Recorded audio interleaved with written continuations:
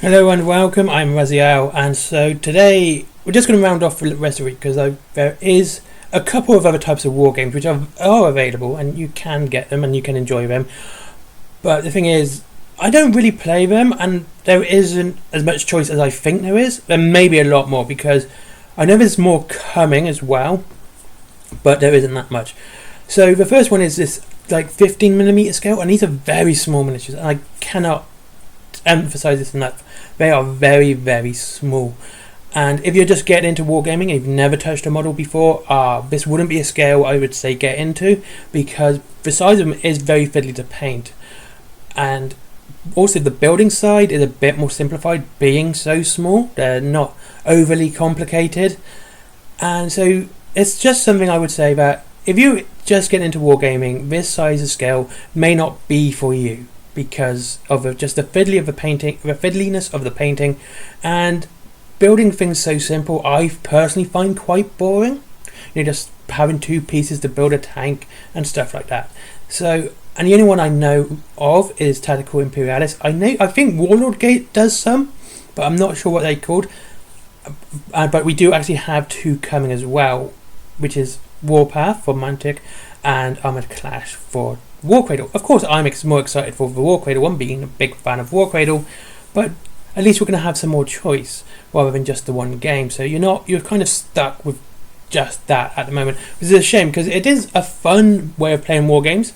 It's more cost effective, mostly.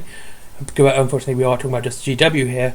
And when other companies did it, and what I've seen with what Armored Clash and what Warpath are doing, they're tending, and with what I know about Warcradle anyway, they're going to be doing like whole army boxes rather than just a couple of units, which is what sort of thing you want for these sort of games. You want a full army, because even though they are small and you're going to be painting a lot of miniatures, it's not going to be like painting the same number in army games or skirmish games.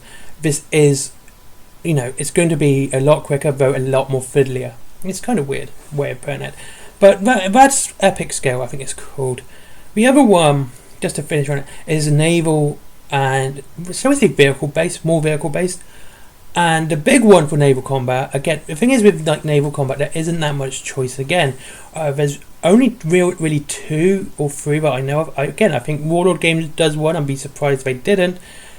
Actually, there is another one which I can't quite remember at the moment, but it's another ship based game.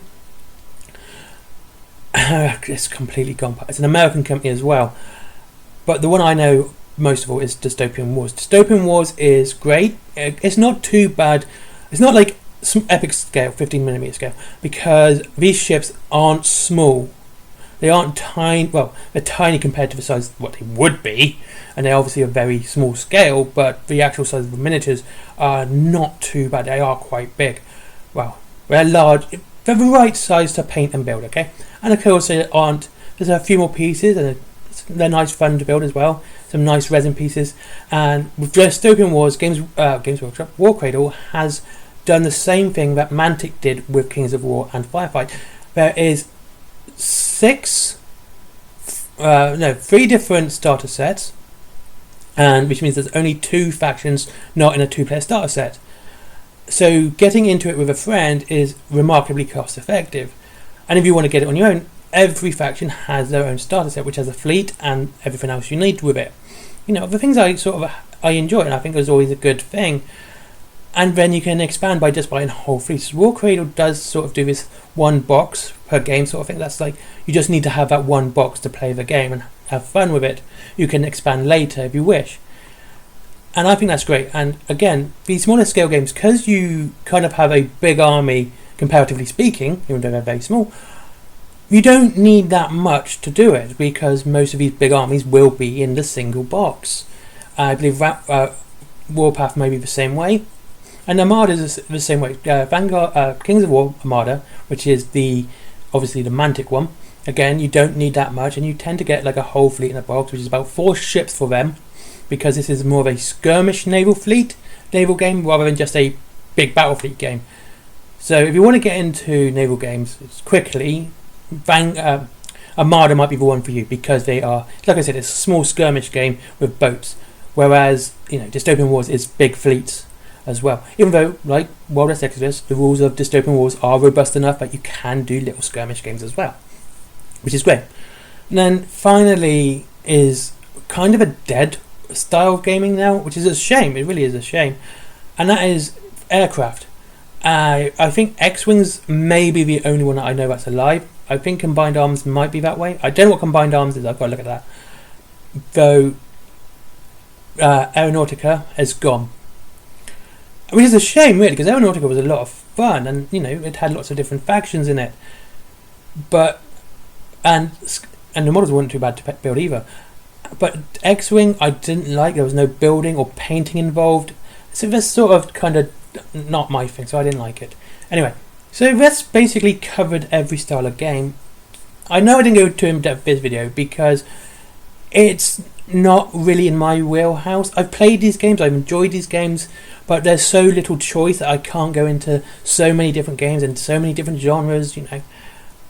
So I kind of had to be quite brief, and I didn't like doing it. I would have preferred to go, hey, there's lots of sci-fi, there's lots of fantasy, there's lots of historical, but unfortunately that's not the case. There's probably loads of it that I don't know about, don't get me wrong. And if you know any games which you think are cool, always drop them in the comments, get people to interested and look them up.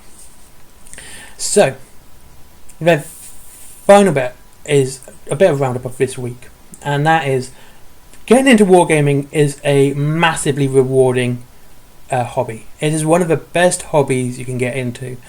There's so many reasons for this. One reason is what I tend to tell a lot of people, and I firmly agree with, is you can see your creativity from start to finish. You see it from plastic sprue to painted model, and if they win, it makes you feel even better. So this whole accomplishing part of it is really good. It makes you feel really nice to have finished models. They look great, they feel great for doing it. It's also a very good game for actually socializing. Ironic, right? Because you go out, you play with friends, there's groups, tournaments, all sorts. You can have friends round to have a couple of beers and chat while you play your games. And there's the online community aspect. For the most part, and almost all of it, it's really good. We're very friendly. We like to talk about our hobby. We talk about our favourite models, games we've played, memes, everything. So it's a nice community, and so wargaming is well worth getting into as a hobby because it is one of the most rewarding ones you'll ever get. And although it can look expensive at the start, when you start budgeting and planning stuff, you can find out it's not that expensive. It's only expensive if you go mad. That's the way I find it. If you just go mad, you buy all the big boxes, you buy all the start collecting boxes, and you when you get interested into an army, you just buy a whole army. But when you start budgeting it and going to different companies, you can see that it's more cost effective than a lot of other hobbies. So there you go. So next week, because there's a special video coming up tomorrow about why I'm doing this. Next week I'm going to be talking about rulebooks, next steps in gaming, not painting tips per se, and same with buildings. Not actually how to build, but it's weird. Okay, advice on painting and building, basically, but not actual painting tips because my painting sucks. My building is not great either. I've been doing this for 30 years and I still suck. So don't feel bad if you don't think your painting's good, right? I've been doing this for a long time. Anyway, I'm rambling on about. So anyway, thank you very much for watching this video. I hope you enjoyed it. I hope you thought this was an interesting video, and I hope to see you all again in the next one. There is, of course, Wayland Games down below. If you want to get into wargaming at a discount or with free delivery, that's that down below. They have Dystopian Wars down there. They have a Tactical Imperialis. They have almost every game I've mentioned on this board in all these videos. They're down below. So if you've heard of a video a game that I suggested, if that sounds pretty cool, there you go. It's down there below. Or if someone mentions a game down below, that will be up in the. You know what I mean. Anyway, there's also Forbidden Planet for comics, DVDs, mangas, all that cool geeky stuff. There's my comics as well. Horror Anthology and Little Red Riding Hood going ham on some lovely Lovecraftian cyborg werewolves. Then there is Skyforge as well. Never forget Skyforge, good friend. Let's get him up in the Google algorithm. Oh, my merchandise before I forget: t-shirts, stickers, mugs. What everyone else is doing. All my artwork, as with the comic, is my artwork and my writing. And finally, Patreon because business. Bye bye.